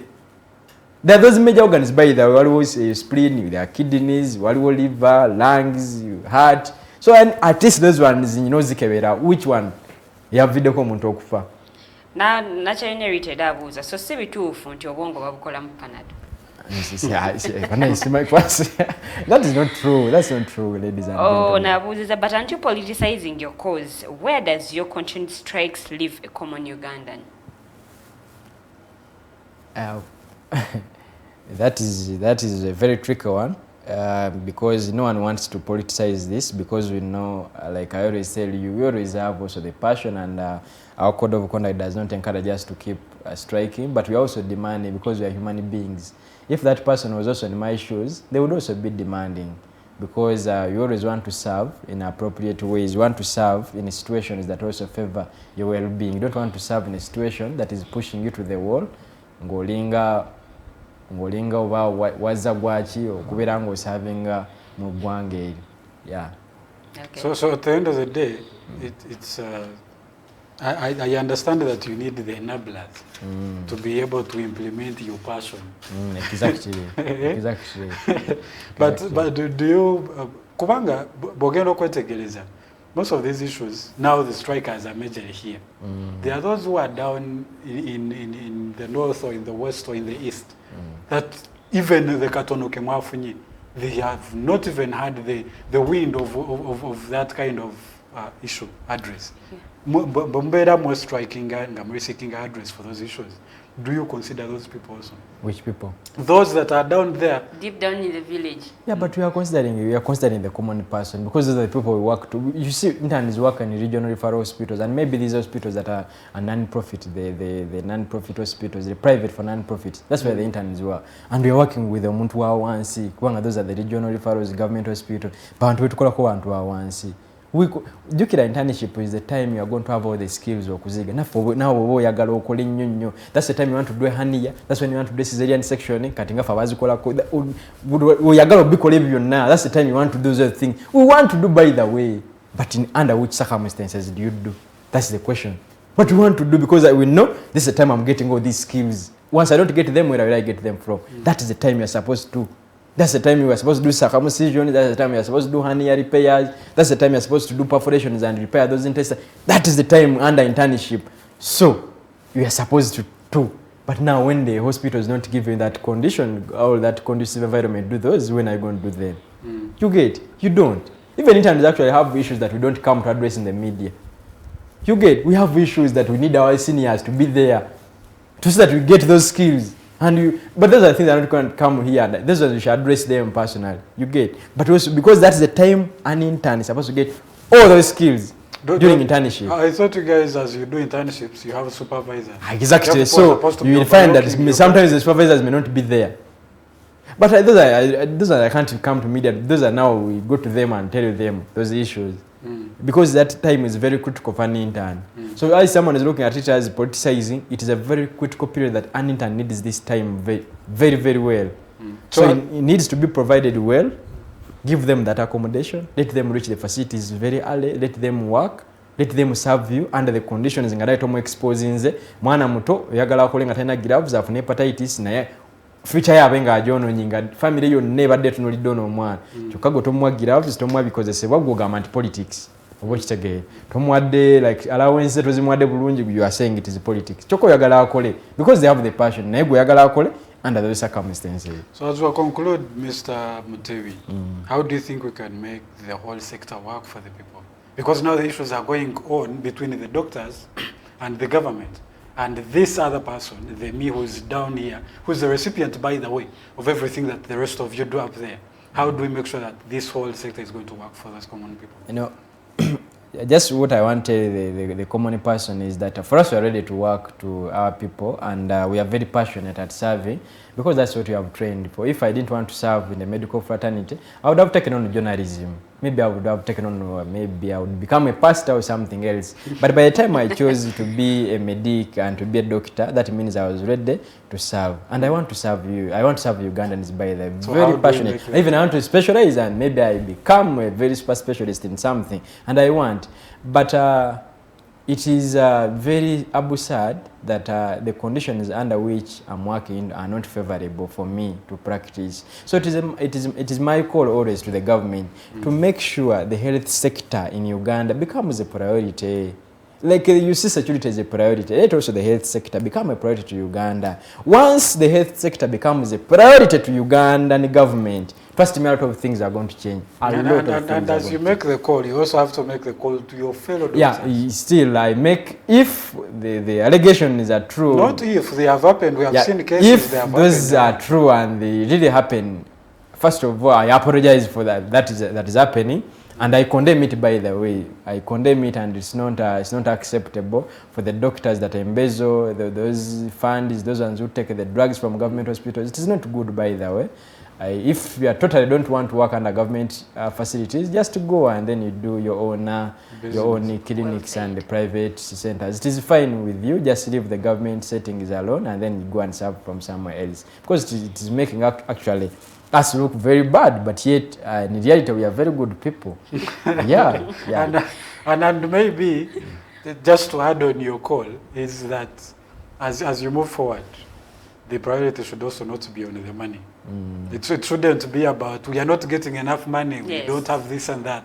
It should also be that as you swear that oath to save lives, you actually put that as a priority. That's why sometimes we stop our strikes and then we go, because sometimes we look at our patients and then we say that our patients are, then we go back and then we start working. Okay. Like I told you, these strikes began in 2017, but they keep coming, but then people go back because we also consider our patients, and then we say let's go back and then thank you so much, Doctor. If you have something akataleke katukwagala tulekera wano ng'abantu ne campaign yo banaye campaign tugenda kulonda before 21st March. Roadmap yavayo ng'egamba 23rd March naye kyemmanyi bayinza okukyusa because 23rd eriwala nnyo tuba tutandise already internship, so tubale tusaba bakendezeeko bagireete mu maaso kyetwagala obagamba. So abo bonna ba intaani abali eyo kati ndoza kekadde okubasaba akalulu. Ba intaani bonna abali eyo, aba pharmacy, aba nurse n'aba doctor, basebo ne banyabo basaba akalulu ennaku ezo nga zituuse nveeyo mumpa akalulu. Abayiriddewo omubiri. Okubayirawo mimba yiddewo ate tugenda kubasavinga bulungi, kubanga ebyobulamu byaffe byetaaga nga abantu abatukulembera bantu basobola okutubeererawo, bantu basobola okwadressinga ensonga zaffe zino eri ekyebakwatako eri okutuusa ensonga zaabwe eri gavumenti ne zituuka. So basebo ne bannyabo Mutebi Leonard tomwerabiranga jangu ononde abasinga mbatuuseeko so sijja kubeera no ngamba gamba kino nakiri abasinga mumanyi era mbatuuseeko mumpa akalulu lwakuba engamba akalu kati bana abali mukulaba gamba yeah that is politics which is totally bad by the it's not that bintu wetu tuyogera politics is aside and the reality is also aside. Professionalism is there. That is also true. Yeah. Kyle, thank you so much, Dr. Leonard. We will thank you for making the time and for representing those people who are actually, facing this kind of hurdles here and there. It's the work that is not a one-man army done.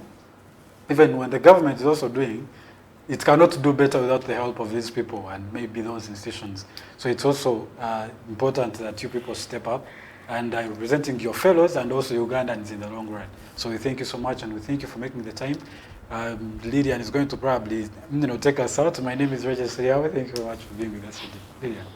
Jeremiah, get ready, man. Ababaddeko kuva gye twatandikira paka ne tugenda okubanga tuwunzikira mwami Mutale Farouk webale nnyo okubanga kwoli Honorable Omusawo Lilian webale nnyo naawe kubanga obaddeko ng'ogoberera ensonga nga bwe zibadde zitambula oba oli awo n'abalala bangi nnyo besobodde kubanga ate nokolayo omu ku omu mwami tumuhimbise Norman Kwali tubeebaza nnyo mwebalire ddala mwenna ababaddeko okuva gye twatandikira paka ne tugenda okubanga tuwunzikira ensonga ezogeddwako nsonga nkulu nnyo naye omulanga ngukubira abasawo bwe muba nti mwewaayo kuweereza bannayuganda tubasaba ate ensonga eba ekulembezebwa era nga munnange ffe bannayuganda munnange oluusi ebimu ebiba bigenda maaso tuba tetubimanyi naye ng'ate bwe muba nga mwewaayo okubanga muweereza eggwanga ndowooza kye kiba kikulembezebwa okusinga okulembeza ssente wadde ssente tuzeetaaga naye ate obulamu bw'omuntu bwa muwendo nnyo era nga bwetaaga okutwalibwanga ekyatika kuba tebulinayo sipeeya tebulinayo nti ojja kufuna second chance so abasawo ensonga zino muzitunule mwate n'abakulembeze ababatwala tubasaba bakole omulimu gwe balina okubanga bakola nga abakulembeze tuleme kuddamu kulaba bintu ebyaliwo luli ate nga bizzeemu okubanga bibaawo njagala okwebaza abakulu benkoze nabo ku kamera kubaddeko omwami Mukose Arnold Anthony mu control room wali omukyala Teddy Tenjo omwami Katoto Musime awamu n'omwami JJ Jacob njagala kubeebaza koze n'omwami Rogers Tehabwe awamu n'omugenyi waffe omwami oba Dr. Mutebi Leonard bwe tubadde olunaku olwaleero nga nze omumbejja luwedde Lilian temusiba ku ssaawa 11 ez'akawungeezi omwami Nixon Praise gawagenda kuba waneno nga tuwa program Diaspora Link ensonga ezigenda okwogerwako nsonga nkulu nnyo human trafficking okubata abantu ababakokusibwa tugenda kuba tuyongera kuba ate nga tuyiga era nga ate bwe tunyumirwa program eno ku ssaawa 2:30 Fancy Flow omukyala Teddy Tenja agenda kubanga atubuulira oyambala ki weetaaga kukendeeza ku saizi ya mubiri kiki kye weetaaga okubanga okola okusobola okulaba nga ate olabika bulungi tugisibwa Fancy Flow ssaawa 2:30 paka ssaawa 3 ez'ekiro kambagalize okubeera bulungi tusinkana olunaku olw'enkya mwedaba.